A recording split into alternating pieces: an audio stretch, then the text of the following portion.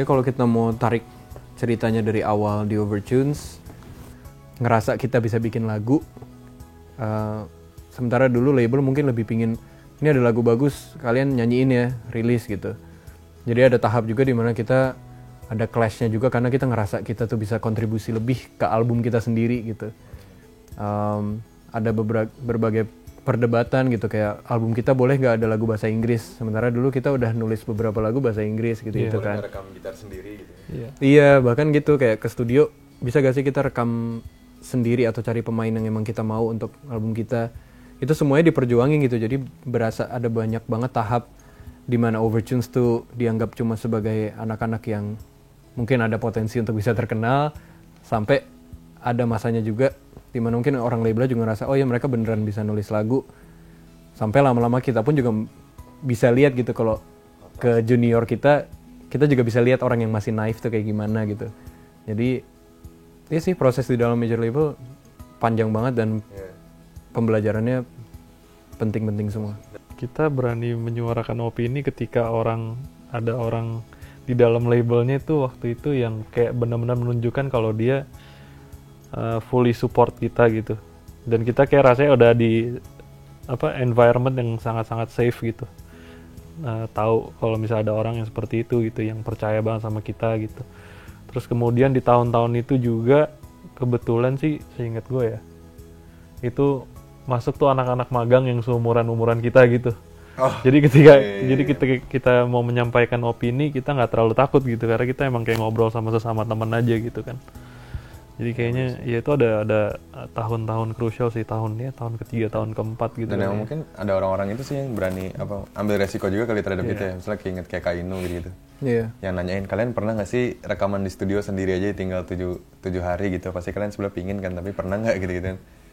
Dan rasanya kalau orang kasih tanggung jawab kayak gitu, malah kita jadi tambah pingin balas dengan baik gitu kan kayaknya. Iya.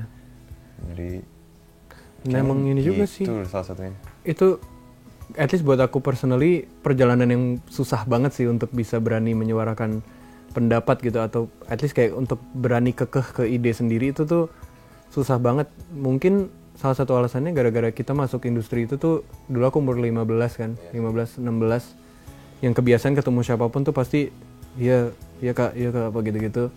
Sampai secara gak sadar udah hampir sekarang berapa 7 tahun gitu di dalam industri, muncul junior saya kayak orang yang lebih muda dibanding aku juga, aku masih kayak iya kak gitu-gitu terus karena kayaknya terbiasa gitu dari awal. Dan itu tuh buat aku ada perjalanan yang panjang antara dari pertama tuh cuma ngikut doang dan orang kasih tahu apa aku percaya aja walaupun mungkin di dalam dirinya ngedumel gitu, sampai akhirnya kayak sekarang dimana yakin banget dengan apa yang aku punya, dan kalau aku present idea tuh udah mikirnya banyak, kayak baru sekarang gitu aku ngerasa bisa memperjuangkannya dengan sepenuh hati gitu. Dan mungkin mikir ini juga kali ya, kayak kalau orang salah tangkap apa yang kita maksud, itu hampir selalu sebenarnya bukan salah orang yang nerima gitu. Maksudnya dalam arti sebetulnya kan orang nggak ada yang jalan pikirnya itu benar-benar sama gitu. Jadi kalau kita mau komunikasiin apalagi ide-ide kreatif ya, di usia yang sangat muda kita sebenarnya lihat secara langsung gitu bahwa satu karya musik tuh untuk diproduksi dengan baik dan disampaikan ke masyarakat sebenarnya butuh kerjasama begitu banyak orang gitu sebenarnya. Emang beda banget sih tahapnya kalau orang kayak kita yang dari kecil tuh masih kayak circle keluarga aja, tiba-tiba langsung dimasukin ke industri yang besar dan kayak di setup untuk menjadi seorang artis gitu tuh kayaknya beda banget dengan orang yang mungkin masuk ke dunia industri sebagai orang yang emang pingin menciptakan musik dan emang pingin menemukan lingkungannya gitu. Jadi benar sih mungkin yang kata tadi Ruben bilang, kita inget banget dulu setiap kali kita manggung ataupun kayak tour promo misalnya ke radio atau apapun tuh, selalu orang label menciptakan lingkungannya tuh seakan-akan emang kita spesial banget gitu. Jadi orang lain yang harus setup duluan sebelum kita datang, atau kayak soundcheck gak boleh ikut gitu, nanti orang lihat kalian gak seru lagi gitu. Pokoknya kita harus selalu jadi bintangnya lah gitu. Dan kayaknya itu awal-awal untuk menjadi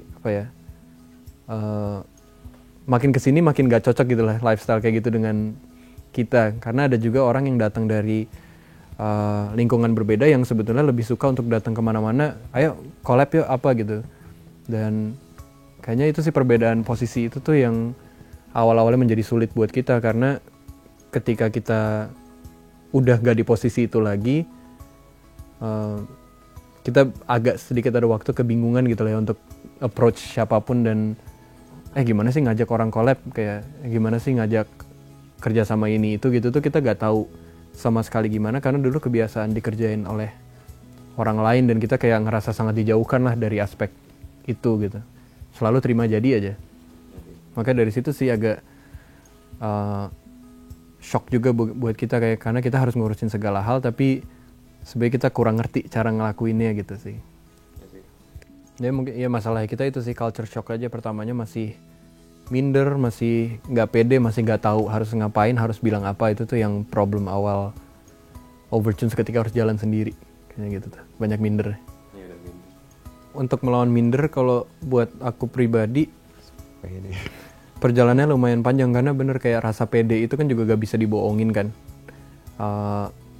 Kalau buat aku sendiri rasa pedenya itu muncul ketika emang memaksa untuk ketemu orang dan berkolaborasi dengan orang yang tadinya aku anggap tuh jauh di atas aku gitu, dalam segi skill ataupun lingkungan atau gimana gitu ya. Kayak ada orang yang kita anggap kayak ini dia udah jauh di atas nih gitu.